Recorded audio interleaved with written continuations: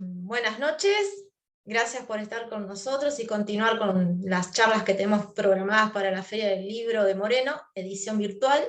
Hoy tengo el honor de presentarles a Verónica Pernicone. Ella es licenciada en Ciencias Antropológicas y hoy nos va a contar cómo ha sido su recorrido hasta llegar a la arqueoastronomía.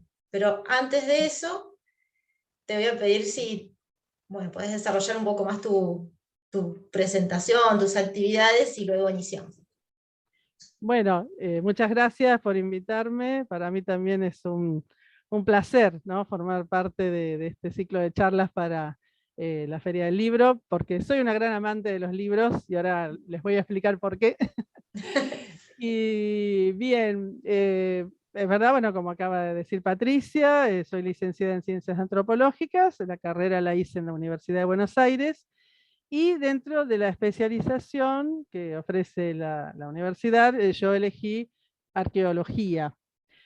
Eh, y trabajo en la actualidad, ya hace 10 años, en proyectos de investigación de la Universidad de Luján, en un programa de arqueología histórica y estudios pluridisciplinarios que dirige el doctor Mariano Ramos.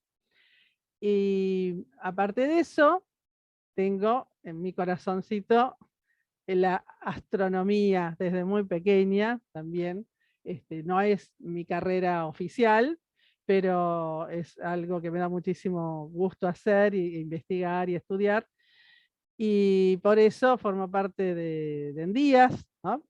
Y allí en este grupo de aficionados a la astronomía, me dedico a coordinar el área de astronomía cultural, que sería el lugar donde se juntan, podríamos decir, tanto la antropología y la arqueología con la astronomía.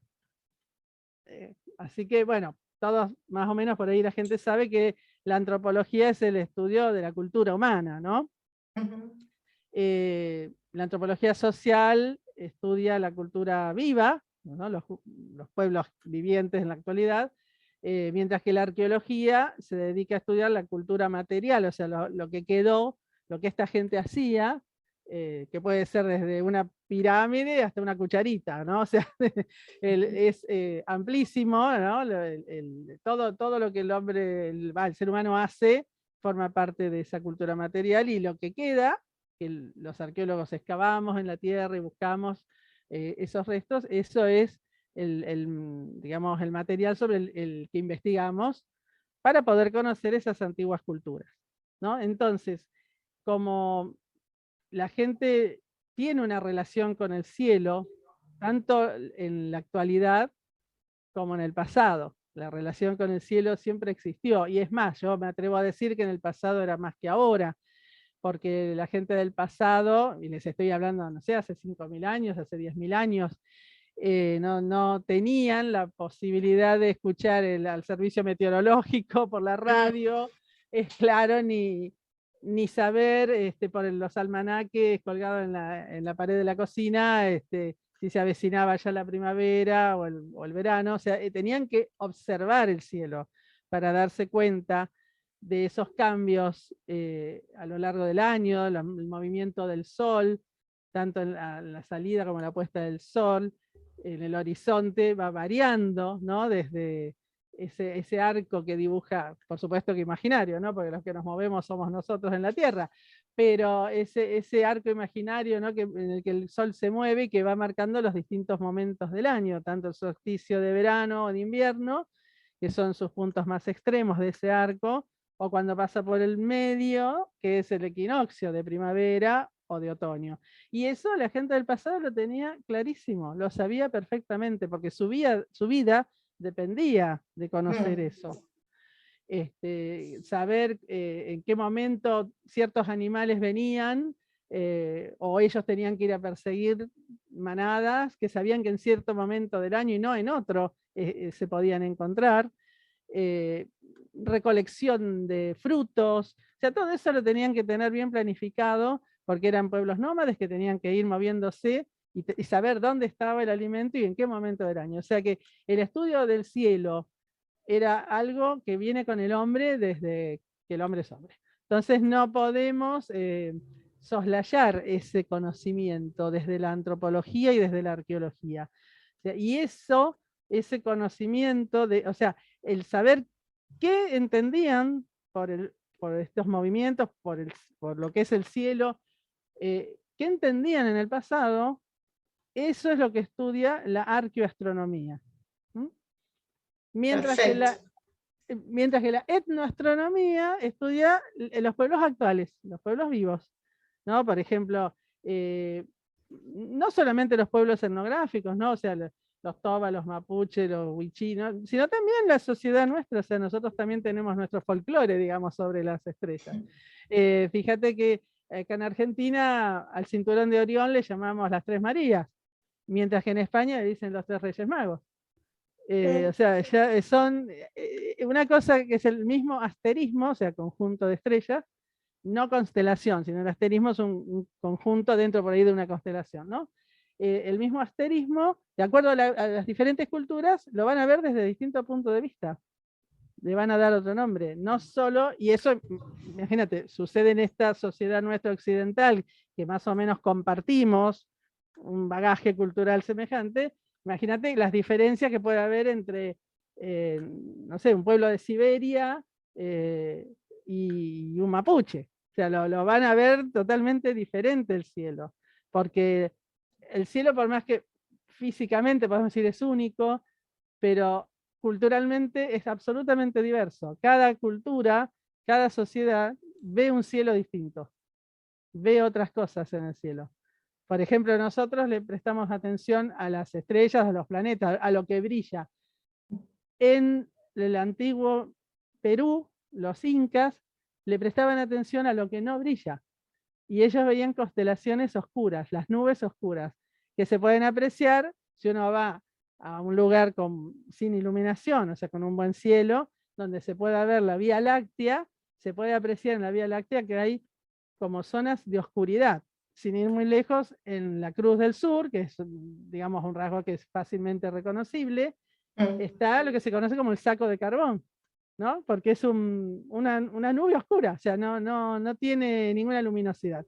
Bueno, y eso para los incas era una constelación, y le daban un nombre. De ellos, a esa constelación le llaman Yutu, que quiere decir perdiz en quechua. Así que, bueno, más o menos eso sería la arqueoastronomía y la etnoastronomía, y ambas, junto con la historia de la astronomía, que sería ya más el desarrollo académico, ¿no? Cuando uno ve las leyes de Kepler y Newton y todo, bueno, esa historia de la astronomía, sí. También las tres forman parte de lo que se conoce como astronomía cultural o astronomía en la cultura. Que, como decía antes, es ese campo de estudio donde se juntan tanto la astronomía como la antropología, la arqueología y la historia. Es muy rico, muy nutrido de distintas disciplinas. Sí, es muy, muy interesante la astronomía cultural. Creo, bueno, como te decía, es poder volver a vincularse con el cielo, que yo creo que nosotros, el mundo occidental, ha perdido, como te decía hace unos minutos, ¿no? Nosotros dependemos mucho de lo que nos informan sobre el cielo.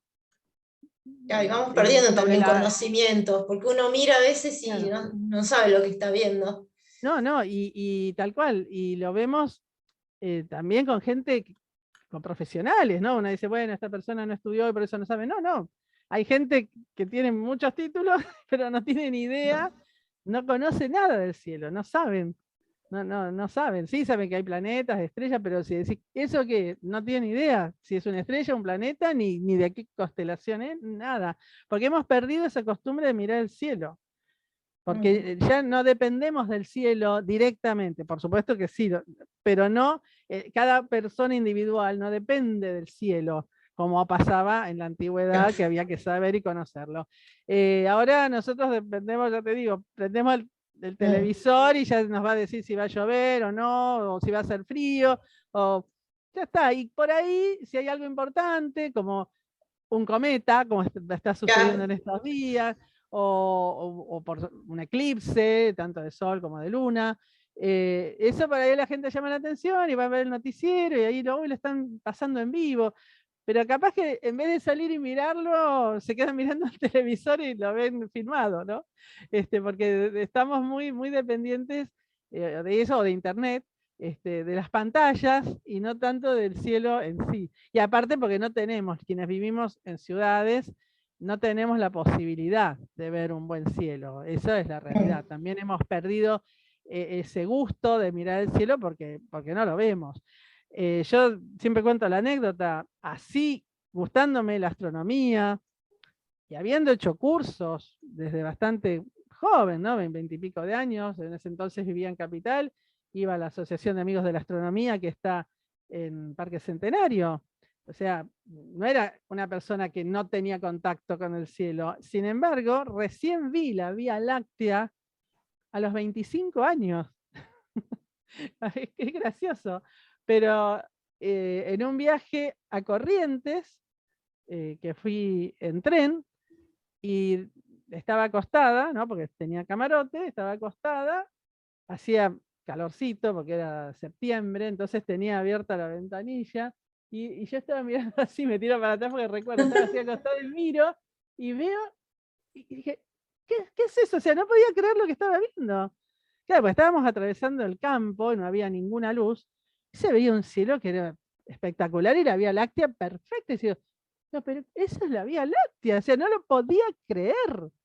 Y era la Claro. primera vez que lo veía, porque viviendo en Capital, no ves la Vía Láctea ni de casualidad. Y no, la Este, contaminación lumínica nos va sacando la belleza del cielo y capaz que eso también influye en esa desconexión. claro, porque realmente no lo ves, no está. Y además de eso, veía cantidades de estrellas que tampoco se ven normalmente en un contexto con contaminación lumínica. Mm. Así que, bueno, fue todo una sensación que no tengo palabras, realmente inefable, porque no lo podía creer. Era como, o sea, en mi mente era que eso se veía tal vez saliendo al espacio, pero no que lo veías, lo podías ver en la Tierra. Claro, me parecía una cosa insólita. No, era la primera vez que lo veía. Y bueno, a partir de ahí luego he hecho viajes ya como estudiante de arqueología al interior y sí, le prestaba atención. Más que nada, por ejemplo, cruzando Santiago del Estero, yo hice trabajos en Catamarca y bueno, tomábamos el tren que pasa por Santiago del Estero hasta llegar a Tucumán, y de ahí era el micro a Catamarca, y también esas noches pasando por Santiago, también se ve un cielo semejante al que vi en Corrientes. O sea, pero tenés que estar en un lugar así bien campo, sin nada de luz, como para Mm. poder apreciarlo así bien, ¿no? Así que, Y Vero, te hago bueno, una sí, pregunta. dale. ¿Cómo llegaste a la arqueoastronomía? ¿Cómo fue tu inicio? ¿Qué te inspiró? Sí, es justamente una relación con los libros. Por eso, como te dije al inicio, soy una gran amante de los libros porque fueron mis maestros. Eh, a la gente por ahí que escuche lo que cuento le va a resultar extraño, y más a la gente más joven que, que no vivió en un mundo sin internet, un mundo sin teléfonos Mm. inteligentes, un mundo sin televisión por cable.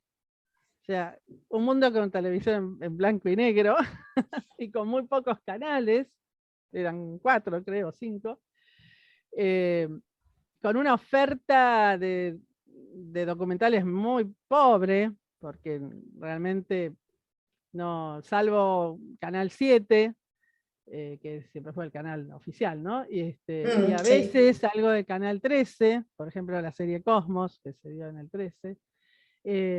Los demás no pasaban mucho de documentales, y era difícil llegar a tener un conocimiento de qué era la arqueología sencillamente, ¿no? Que es lo más general. O mismo la astronomía, o sea, no había fuentes para nutrirse como ahora, que tenemos internet o canales de cable especializados en documentales y que ves solo eso. O sea, eso no existía. Yo estoy hablando de los años 60, ¿no? De mi niñez, y eso no existía. Entonces, cuando uno, para colmo, formaba parte de una familia donde no había profesionales, eran comerciantes, que no habían hecho estudios de nivel secundario tampoco, o sea, mi padre y mi madre hicieron la primaria, tenían gran buena voluntad, digamos, hacia mis estudios, siempre me apoyaron, siempre quisieron que si yo quería seguir estudiando, no había problema y que eligiera la carrera que quisiera, o sea, nunca tuve ninguna, digamos, ni falta de apoyo, ni tampoco que me obligaran a decir, no, yo quiero que seas médica o quiero que seas abogada. No, nada de eso. O sea, yo tenía total libertad. Soy hija única y bueno, tal vez me daban todos los gustos, como dicen siempre los hijos únicos, no sé si será así, pero era, digamos, a ese nivel sí, yo tenía todo a favor, pero tenía la contra de que ellos, por muy buena voluntad que tenían, no sabían, entonces no me podían orientar en nada, porque no sabían. Entonces yo dependía de lo que me daban en mi escuela y de lo que podía sacar de los libros. Entonces, eso, digamos que tengo 4 libros, que yo te mencioné, Patricia, tengo 4 libros acá, te los voy a ir mostrando, que fueron mis maestros. Lamentablemente puedo mostrar 3, porque el cuarto lo tengo, por supuesto, no lo he perdido, pero no lo tengo a mano. Así que ese se los cuento, pero no se lo puedo mostrar. El primero es este, y es el más antiguo, no sé si se ve. Este libro se llama Astronomía, tiene una linda tapa, muy bonita, porque es un libro del año 1935, que yo encontré siendo una niña de 7 años, que ya me gustaba la astronomía a mí, me gustaba, siempre le preguntaba a mis padres sobre el movimiento del sol, de la luna, que ellos no me podían contestar nada, pero bueno, yo tenía esa inquietud, siempre estaba ahí tratando de investigar, me gustaba muchísimo mirar el cielo. Y bueno, en una ocasión que fuimos a una librería de libros usados, que vale la pena la anécdota, porque mi papá era una persona muy negada para leer, no le gustaban los libros para nada, era una cosa que se descomponía. Pero ese año, 1968, nosotros nos mudamos a otra casa, que tenía un poco más de espacio, y entonces a él le pareció bien que tenía que haber una biblioteca. Le pareció bien, pero no había ningún libro para poner en la biblioteca porque él no tenía libros. Y yo tenía solo los libros de primer grado, pues yo estaba en segundo grado y tenía libros de cuentos infantiles, ¿no? Y nada, y libritos de primer grado, o sea, yo tampoco tenía una biblioteca en ese momento. Entonces mi papá se le ocurrió ir a buscar libros usados que tuvieran lindo lomo, para poner, Tenían que lucir.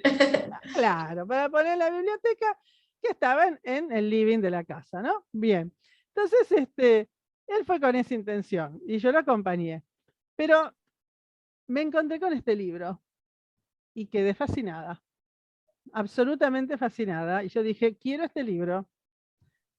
Y papá, bueno, pero intercede el vendedor y dice, no señor, no se lo compre. Dice, porque ese es un libro para adultos, no lo va a entender. Si quiere, le muestro libros de astronomía para niños. Y yo me pongo terca y lo miro a mi papá y digo, quiero este libro. Entonces mi madre, que estaba ahí, lo mira a mi papá y dice, comprale el libro porque si no esta noche no dormimos. Porque se imaginó que yo iba a llorar toda la noche porque no me habían comprado el libro. Así que con esa anécdota, este fue mi primer libro de astronomía, al cual conservo con inmenso cariño. Te decía Patricia, lo tengo en una bolsita de nylon para que no le llegue tierra, y lo tengo ahí en un lugar destacado de la biblioteca. y lo leí, y sí, es un libro de adultos, por supuesto, pero yo lo solucionaba salteando toda la parte matemática, cuando venía así algo con cálculos y todo eso, y fórmulas, lo salteaba, porque lógico no lo entendía. Sí. Pero leía todo lo que era descriptivo, ¿no? Y bueno, fantástico. Por supuesto que este libro es antiquísimo y mucho de lo que dice acá ya no está, digamos, obsoleto. Ya de hecho critica a Einstein porque no está de acuerdo con la teoría de la relatividad, el autor del libro. Así que se darán cuenta que es obsoleto. Pero así todo, en su momento me dio un gran placer leerlo y me dio conocimiento sobre los astros. Y bueno, después de fui comprando otros libros, ya te digo, siendo ya joven, iba a hacer cursos, o sea, siempre me interesó. Y pasa Eh, que los libros nos dan curiosidad y la alimenta. Y aunque uno no lo ujú, pueda entender, porque a mí me pasa en la biblioteca con los chicos, que a veces me piden libros que yo digo, pero este libro me parece que no lo vas a poder entender. Y ellos dicen, claro, lo quiero igual. Y yo se los doy igual, porque van a sacar claro, lo que les sirve. Y si continúa esa curiosidad, van a volver. exactamente. Sí, sí, es tal cual lo decís, Patricia. O sea, yo creo que si el chico tiene gusto por leer algo, aunque vos veas que no es para su nivel, o qué sé yo, algo va a sacar, de algo le va a servir. Sí, me acuerdo que una vez vino un papá a hablar Ujú, conmigo y me dice, ¿cómo le va a prestar a mi hijo un libro de cuarto? El nene iba a segundo. sí, Y yo, pero él quería ver los ¿qué mapas, quería? estaba fascinado. Yo le dije que Mm, no lo iba quizás a comprender. Me dice, no importa, yo quiero ver. Yo le pregunto a mi mamá, a mi papá. Y digo, claro. bueno, ¿por qué no? ¿Por qué no? Por supuesto. No, no, en eso estoy totalmente de acuerdo porque lo viví yo misma con este libro. Luego, esta es la parte de astronomía. Vos me preguntaste cómo llegó la Sí. arqueoastronomía. Bueno, pasamos por la astronomía. Ahora pasamos a la arqueología. ¿Cómo llegué a la arqueología? Ese es el libro que no puedo mostrar. Es un libro, editorial Sigmar, que se llama La gran aventura de la arqueología. Que lo conocí en el año 1972, cuando yo estaba en sexto grado, porque se lo habían regalado a una compañerita, también de nombre Patricia como vos. Bueno, ella lo trae muy, muy contenta para mostrarle a sus amiguitas el libro que le habían regalado y yo lo miro y digo, porque claro, a mí me encantaba todo lo que fueran pueblos del pasado. Yo leía si veía algo de Egipto, de Grecia, era muy sabionda de la mitología griega. Realmente, Mm. ahora ya ni me acuerdo, pero sabía el nombre de todos los héroes y todo lo que habían hecho cada uno y los dioses que habían intervenido y todo. Y había leído versiones más sencillas de la Ilíada y de la Odisea. O sea, sabía bastante del tema. Y también me gustaba toda la cuestión de los pueblos mesopotámicos, ¿no? De Babilonia, de Nínive, de todo eso. Me encantaba. Pero no sabía que eso se llamaba arqueología, o sea, estudiar pueblos del pasado. eh, Excavando, ¿no? Porque también se puede estudiar a nivel histórico, pero bueno, este libro me mostró que existía algo que se llamaba arqueología y que trataba sobre eso. Y en uno de sus capítulos, que hablaba sobre Egipto, dice, la tumba de Cleopatra nunca fue encontrada. Y yo me acuerdo, yo estaba ahí leyéndolo en el recreo, porque me lo había prestado esta chica, y yo miro a la chica que tenía al lado y le digo, yo la voy a encontrar. Humilde, ¿viste? Y bueno, pero así Sí, pero estaba nace. convencida, o sea, yo la voy a encontrar la tumba de Cleopatra. O sea, fue una cuestión de que eso me encantó. Era un Ese, desafío, había ahí. claro. Y bueno, y investigar, ¿no? Ir a excavar, todo eso me pareció, pero fascinante. Por supuesto, cuando llegué a mi casa ese día, papá, quiero el libro La gran aventura de la arqueología, y sí, salimos a comprarlo y lo tengo, por supuesto. Lamento, ya te digo, que no lo tengo a mano porque me hubiera encantado también mostrárselos. Bien, entonces ya vemos que me gustaba la astronomía y me gustaba la arqueología. Hago la secundaria, lamentablemente ninguna de las dos ciencias son desarrolladas en el bachillerato, al menos en los años 70 cuando lo hice yo. supongo que ahora tampoco, no creo que, por lo menos la arqueología estoy segura que no, porque soy una de las que está luchando para que la arqueología se enseñe, por lo menos la arqueología argentina, ¿no? Se enseñe en las escuelas. Pero bueno, lamentablemente son ciencias que no tienen un desarrollo importante durante la secundaria. Entonces eso fue quedando. Al no tener el incentivo de leer sobre el tema, de que haya un profesor que te explique, todo eso, fue quedando un poco en el olvido. Y bueno, pasó. Eh, Tuve varias carreras en mente, estando en quinto año, me vino así una cosa de desesperación, porque yo pensaba estudiar veterinaria y me di cuenta que no iba a poder ejercer por la pena que me da un animal enfermo. O sea, yo quería ayudarlos, pero al mismo tiempo no podía, no puedo intervenir. O sea, era lo que yo sentía en ese momento, ¿no? Que no iba a poder operar, que no iba a poder dar una inyección. O sea, eso todo un plan, un proyecto que tenía de muchos años, ya desde el primer, segundo año de secundario, como que fue también, lo perdí. Pensé en el profesorado de inglés, porque me gusta mucho el idioma. Pensé en filosofía también, pero claro, lo veía poco práctico. A mí me gusta más accionar con las manos, ¿no? No solo el pensamiento, entonces era medio... y bueno, y estaba en esa duda, y como me gusta mucho la docencia y explicar y todo eso, bueno, tenía la posibilidad en la misma escuela de hacer el profesorado de enseñanza primaria, y aproveché y dije, lo hago mientras veo si me decido por una carrera universitaria, pero sin apuro, digamos, no era que tenía así la obsesión de hacer la carrera universitaria, digo, hago esto, empiezo a trabajar en docencia, que a mí me gusta, y luego, si viene, digamos, una carrera que me interese mucho, lo hago. Bueno, así fue. Pasaron unos años, o sea, yo me recibí en el año 80, terminé de cursar y en el 81 hice las prácticas de enseñanza, así que a mitad del 81 ya tenía mi título y ya estaba trabajando.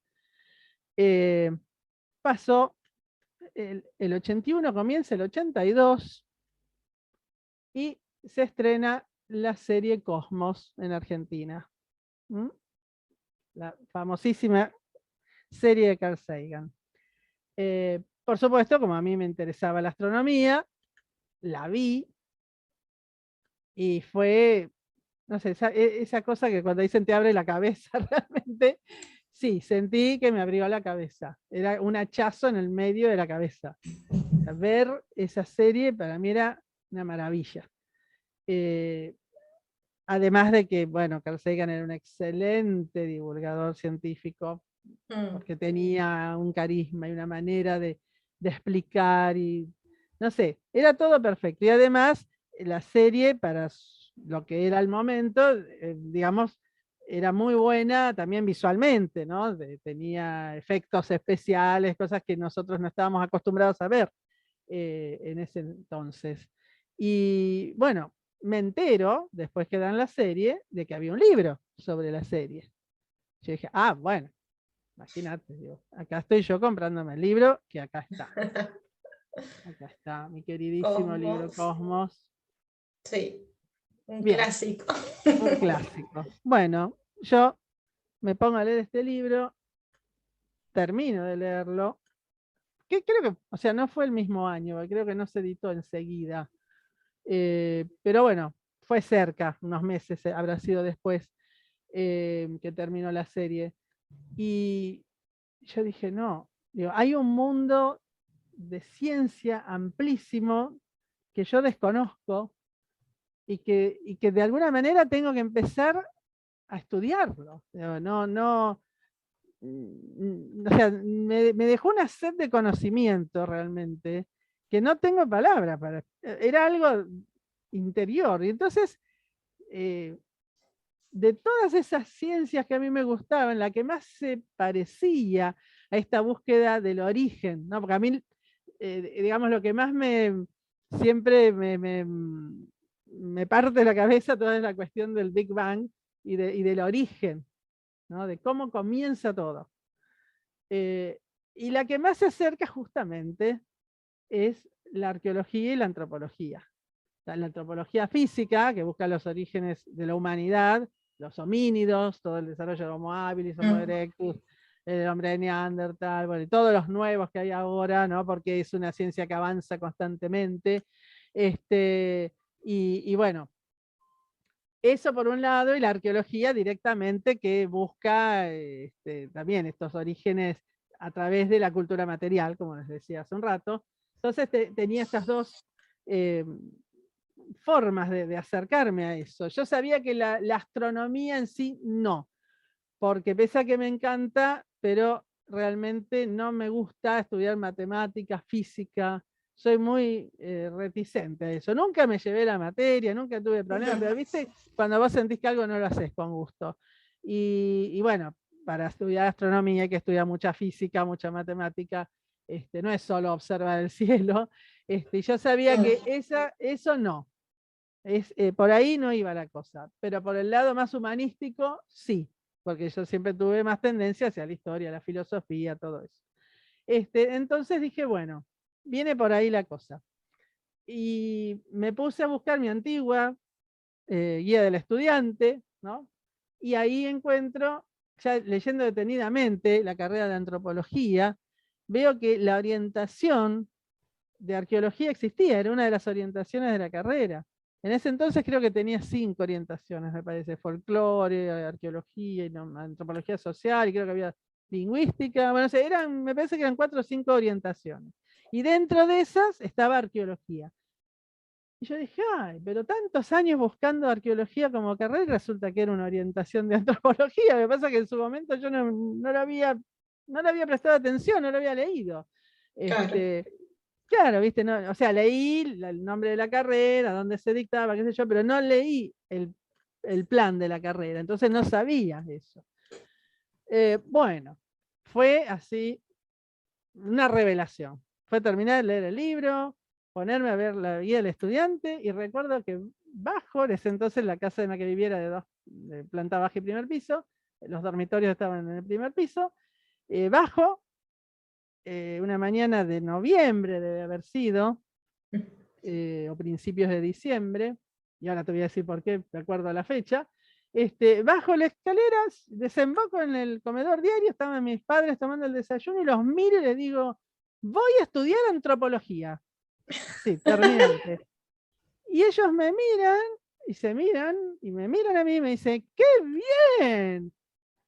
Bueno, me siento, me dice, bueno, ahora contanos qué es la antropología. Pues ellos me dijeron qué bien, pero no tenían la más pálida idea de qué era.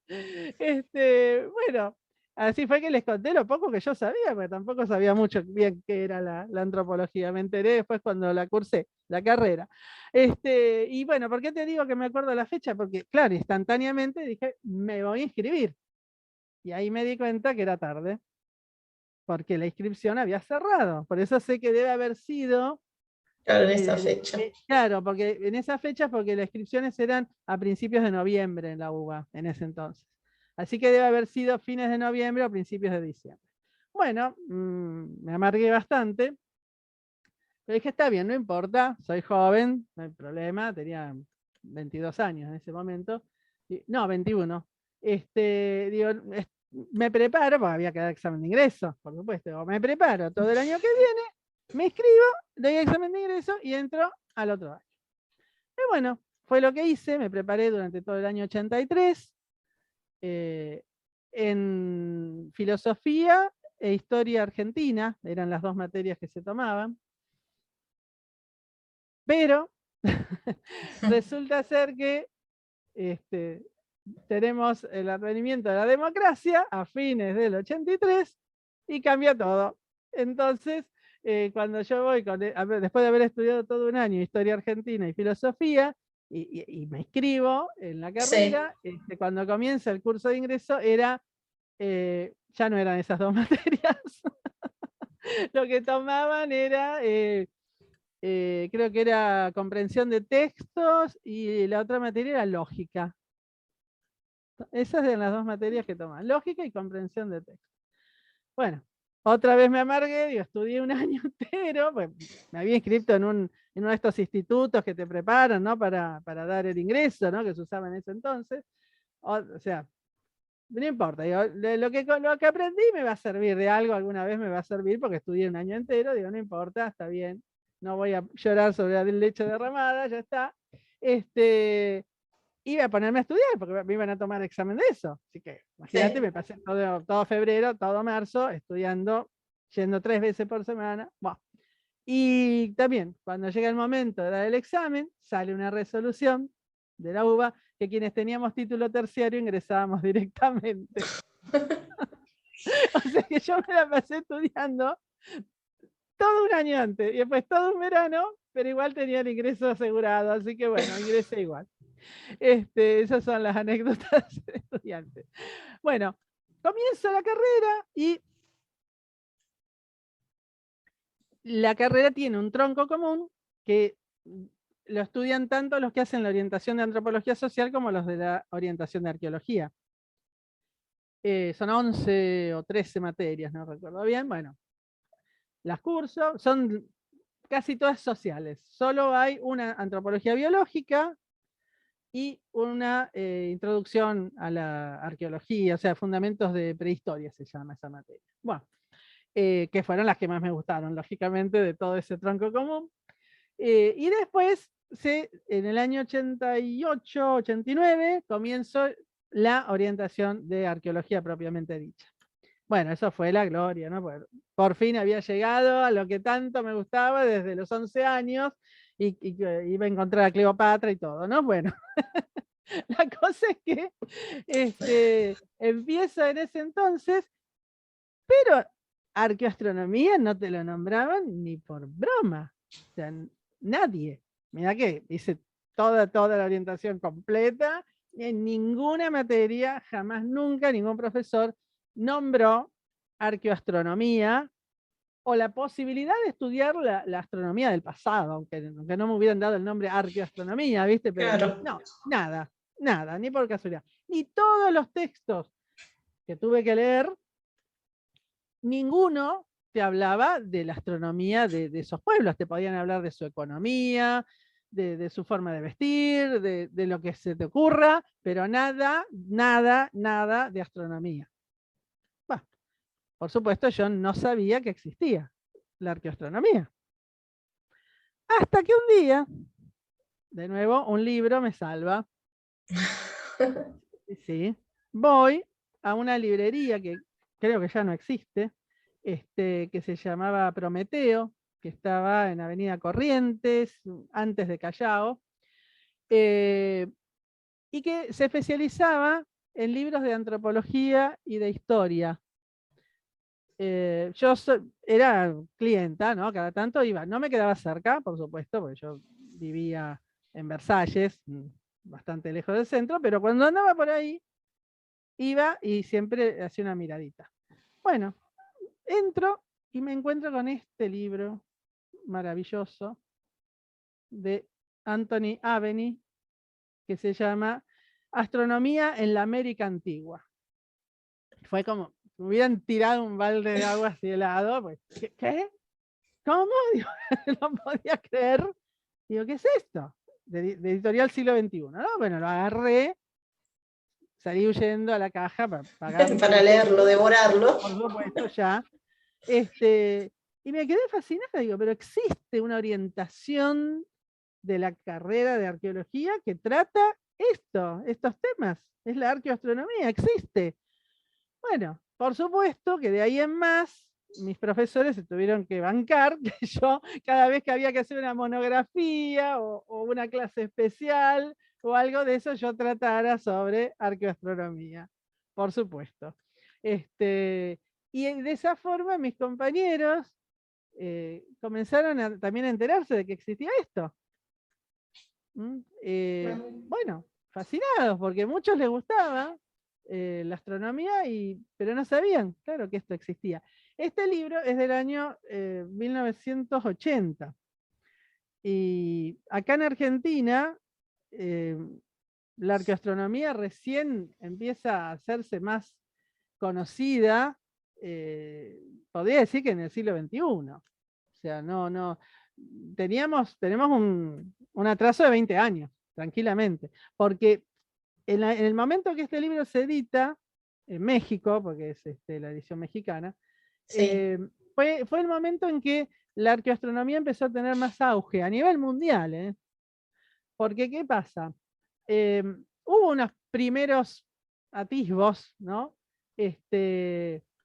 A fines del siglo XIX, principios del siglo XX, fundamentalmente con el sitio Stonehenge en Inglaterra. O sea, y otros círculos de piedra, ¿no? Porque ese sitio es un sitio de dólmenes, ¿no? O sea, de piedras grandes, con sus dinteles, ¿no? Y hay otros más humildes, podríamos decir, porque son piedras más pequeñas, no tienen los dinteles, pero es una, digamos, una tradición que existió en el Neolítico, tanto en las Islas Británicas como en el norte de Europa, o sea, tanto Francia como España, ¿no? Y Portugal también.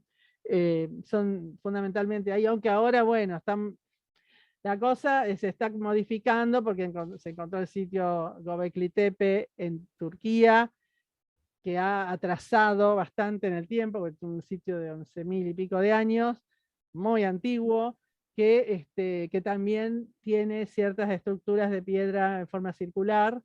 Así que, digamos, lo que se conocía, ¿no? Como te estoy diciendo, en esta zona de Europa Occidental, ya vemos que también en Turquía, y yo pienso que debe haber en toda Europa. Esto lo que pasa es que se va a ir encontrando a medida que se hagan excavaciones y, bueno, y se estudie más este tema, pero digamos que estas estructuras fueron algo bastante común en ese entonces, ¿no? En el Neolítico. La cuestión es que eso fue un inicio, como te decía, a fines del siglo XIX, principios del XX, se empezó a estudiar esto, y también la orientación de las pirámides de Egipto y de ciertos templos egipcios, pero no prendió. Yo digo, no era el momento. O sea, se hizo esa investigación y se dejó. Y recién, en los años 60, se retoma el estudio de Stonehenge y de otros sitios así, de círculos de piedra, desde un punto de vista del análisis astronómico. O sea, si estaban orientados, hacia dónde estaban orientados, por qué estaban orientados hacia ese lugar. Por ejemplo, Stonehenge está orientado hacia la salida del sol en el amanecer del solsticio de verano. Digamos, la avenida central, ¿no? De lo que es el sí. sitio, por donde se entraba, digamos.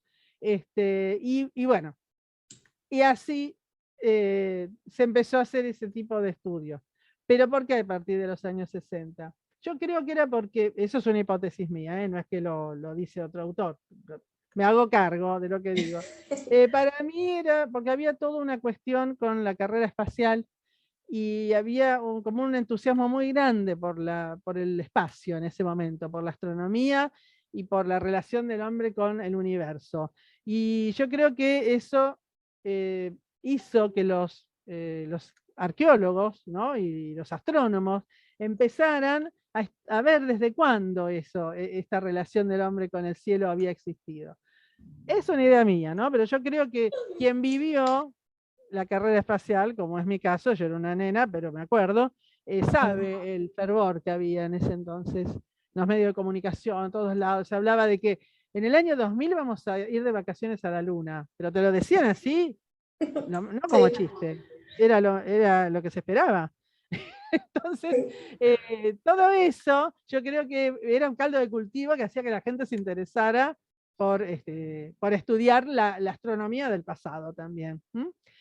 Y bueno, y a partir de ahí fue el despegue. O sea, en los años 60 y 70 comenzó, y a partir de los años 80 ya, bueno, ya se convirtió en digamos, en una rama importante, una disciplina importante, tanto la arqueoastronomía como la etnoastronomía, y bueno, llamemos en general la astronomía cultural. A partir de los años 80, con los primeros congresos que se hicieron a nivel internacional.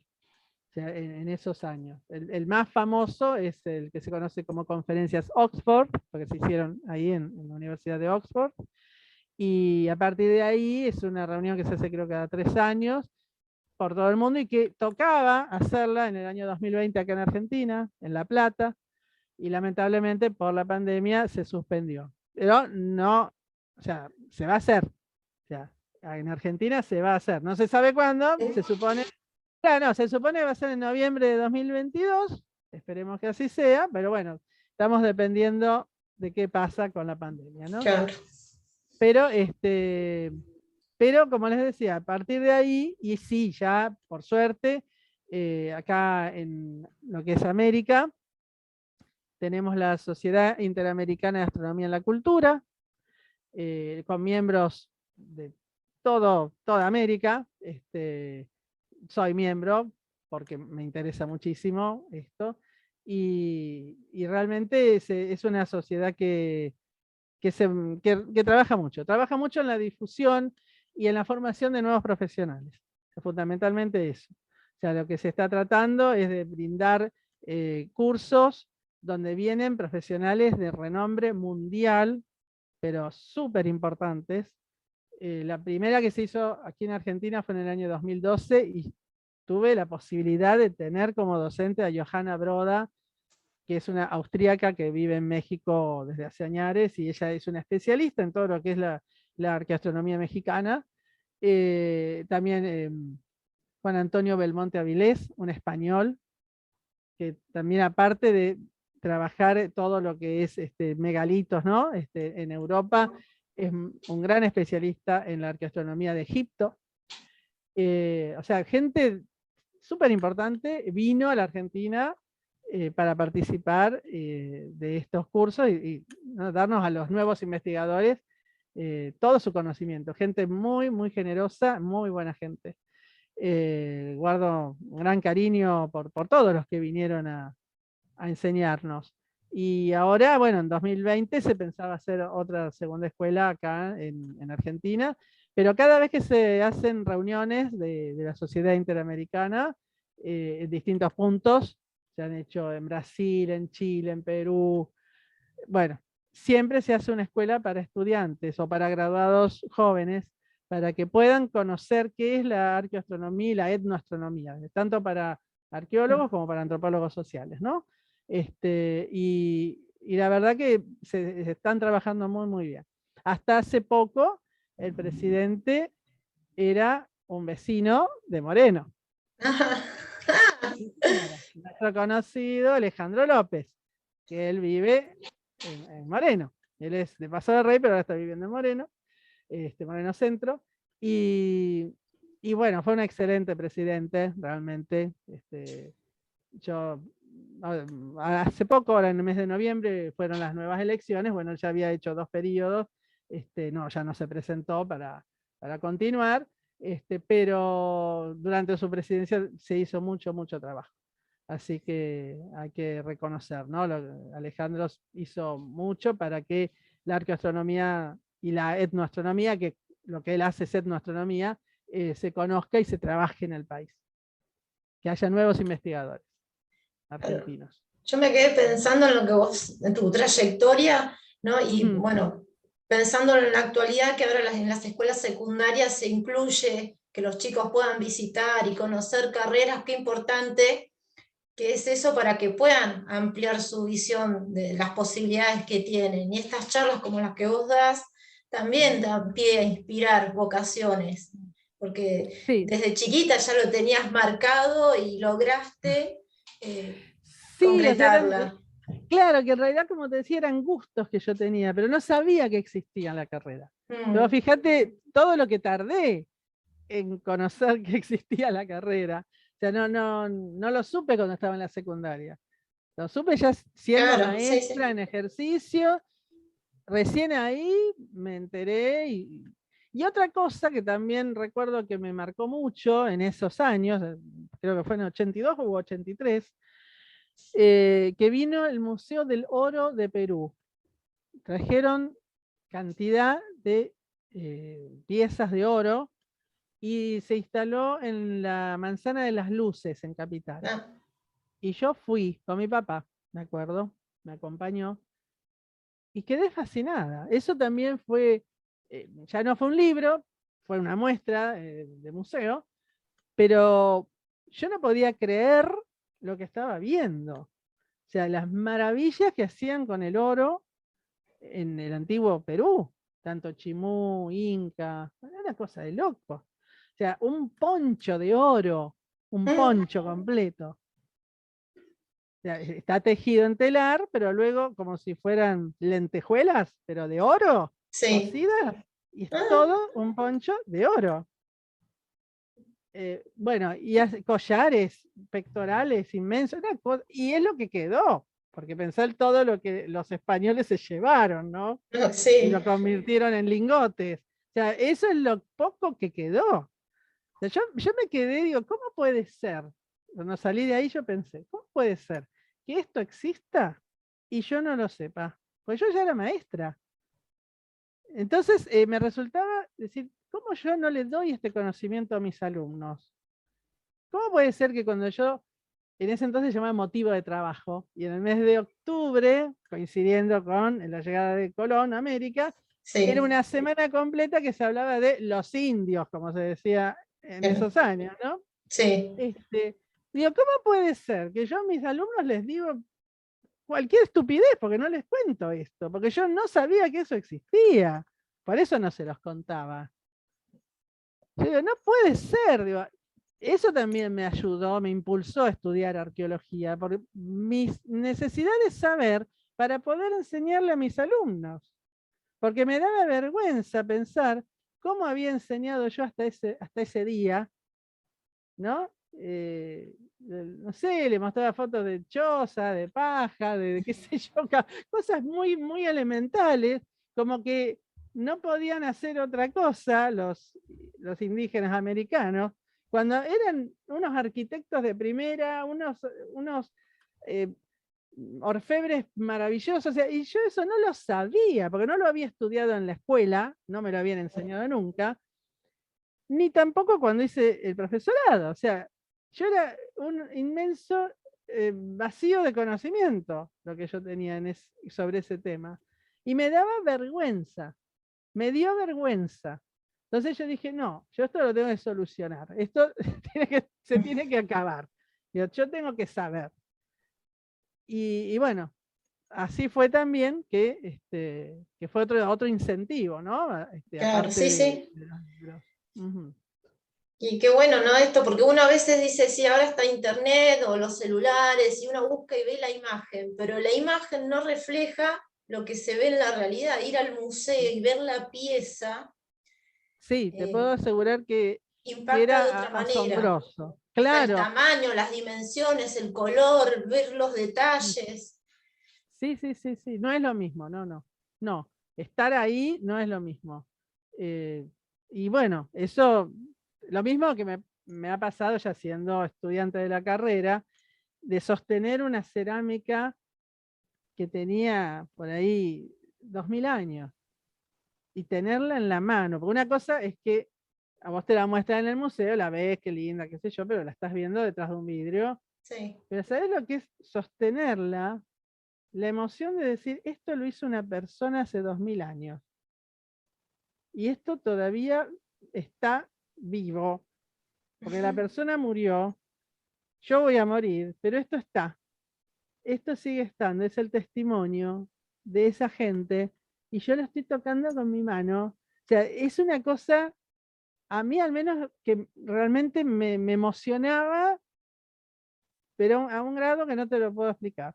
Porque es el nexo, ¿viste? El saber que eso, y aparte esa antigüedad y esa perfección, porque vos decís, tiene 2000 años y es perfecto.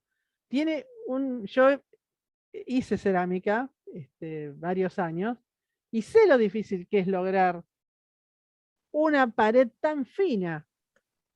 Porque una de las características de la cerámica ritual, porque estas son cerámicas, por supuesto, que no eran para comer todos los días, eran las que se ponían como ofrendas al enterrar a alguien. Mm.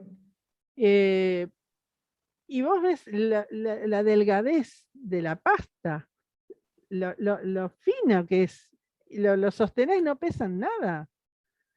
Y la perfección del dibujo y de la pintura que tienen. Se vos decís, pero por Dios, gente que lo tenía que hacer todo con sus manos, porque no era como yo iba con la casa del ceramista, me compraba el esmalte y ya estaba hecho. No, claro, no. Estos tenían que saber qué color querían lograr, porque vos sabés que al cocinarse, la cocción cambia el color de lo que vos pintaste. O sea, tenían que saber qué pigmento usar, cómo iba a variar el color, qué era lo que querían lograr, cómo pintarlo, con qué elementos. Hay líneas finísimas, y con qué lo han hecho esto, con un palillo finísimo. O sea, todo eso implica un conocimiento tecnológico importante. Entonces, es gente que sabía mucho. Y lo triste es que no se sepa el conocimiento y el trabajo invertido de esa gente que nació acá en nuestro territorio hace 2000 años atrás. Me da pena que no se enseñe en las escuelas, que no haya más difusión. Hay ahora, considerando lo que era mi época, ya te digo, es mucho lo que se puede encontrar en internet, eso hay más, Sí. pero yo creo que tendría que haber ya, digamos, ya a nivel escolar, o sea, que lo supieran, que no quedara como algo anecdótico, que capaz, viste, si a una maestra le interesa más el tema, lo desarrolla un poco más, pero no hay una presencia fuerte de la arqueología argentina durante la escolaridad, ni primaria ni secundaria. Yo al menos es lo que noto, ¿no? A mí me parece que no la hay.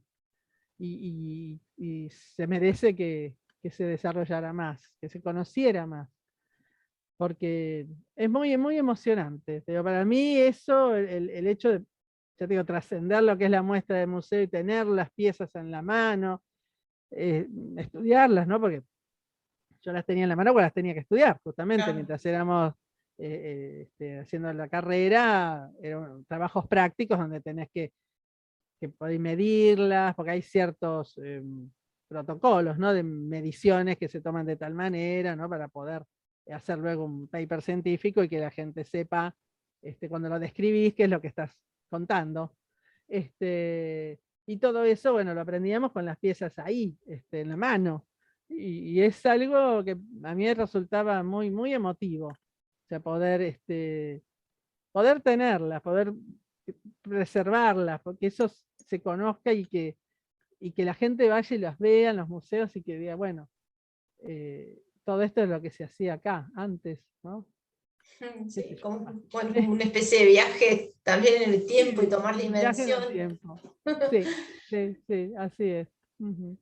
Sí, yo valoro y Así que, rescato mucho esto que decís, que no quede en el interés de uno como docente en determinados temas, sino ujú. que tendría que haber un poco más de presencia de muchas disciplinas para que los chicos vayan conociendo y viendo su importancia.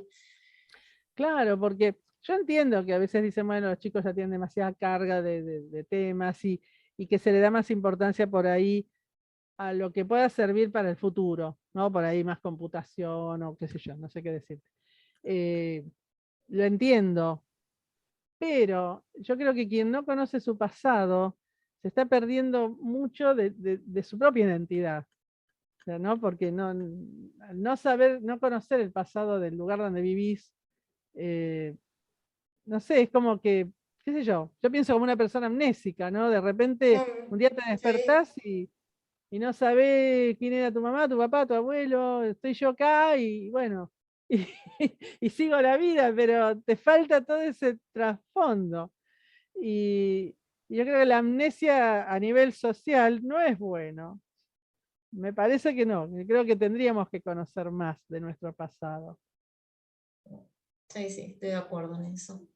Ujú. Y para ir finalizando la charla, yo te quería pedir si querías dejar, no sé, alguna reflexión, algún mensaje para los que te están escuchando, más que Mm. nada para los más jóvenes, ¿no?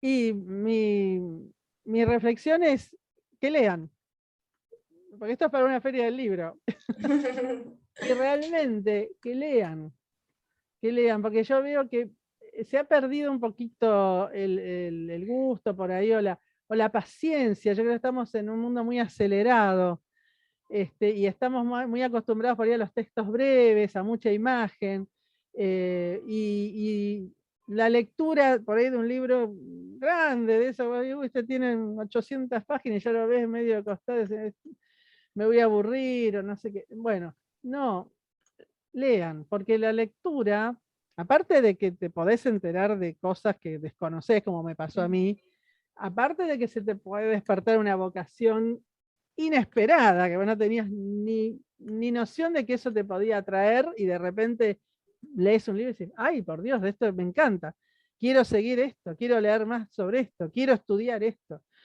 Además de todo eso, Sí. la lectura te da una riqueza de vocabulario, de uso del idioma, eh, que no lo podés adquirir de otra forma. Y te cuento una pequeña anécdota.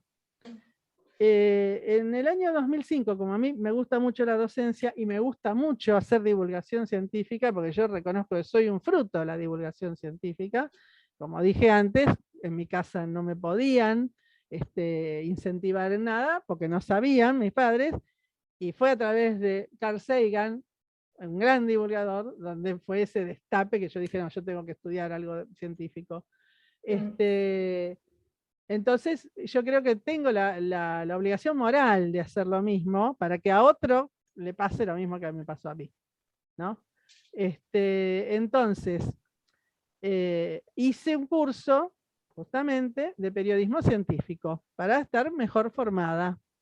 Lo hice en el Instituto Leluar, en Capital, que justamente está frente a la Asociación de Amigos de la Astronomía, el Instituto Leluar, allá en Parque Centenario.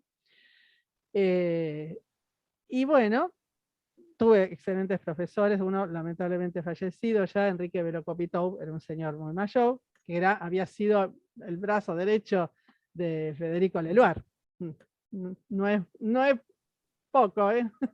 Realmente era una persona encantadora, Enrique Verocopitov, y sumamente humilde y generoso con su conocimiento. Bueno, y el otro profesor, más jovencito, todavía está trabajando en este tema de la divulgación, Matías Loewi.